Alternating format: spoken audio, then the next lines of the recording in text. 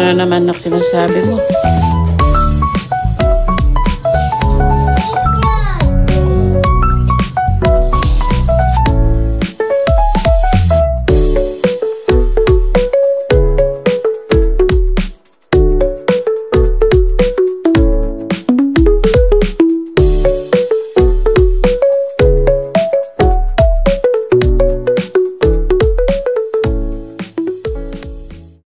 Hi friends! Welcome back to my mini vlog. So for today's video, share ko nga lang sa inyo yung aming menu last Saturday or Friday night yata ito. So naisipan ko lang talaga na magluto at magprito ng minarinated ko na bangus at yung gulay na nilaga lang, yung talbos ng kamote at saka yung okra. Actually, inspired talaga ito sa mga napapanood ko na vlogger na nagmumukbang. Grabe talaga, ang lakas talaga nilang makagutom.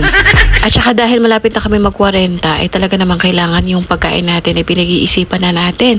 Kung hindi gulay ay isda, wag tayo masyadong magkarne-karne, lalo na yung baboy o kaya yung baka, yung mga mahihinang tunawin ng ating katawan. Pero syempre, sa amin lang yun. Kung gusto ninyo, edi go kayo dyan, push kayo dyan.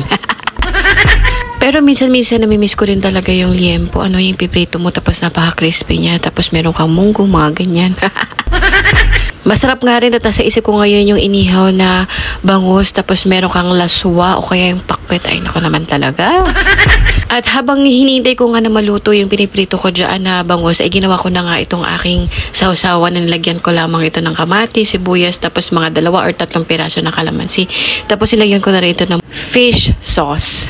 Basta bagoong. Para sa akin kasi medyo mas masarap talaga ito. Parang province feels kapag ganito talaga yung sausawan na ginagawa ko.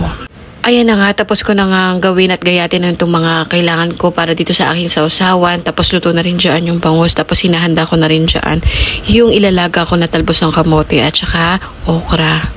At kahit napakasarap talaga ng pagkain ay talaga namang control pa rin. Konting kanin lang talaga nito at maraming gulay ang kinakain ko dyan. Pero alam nyo ba, pagdating ng mga alas 11 or alas 12 ng gabi talaga naman nagugutom ako.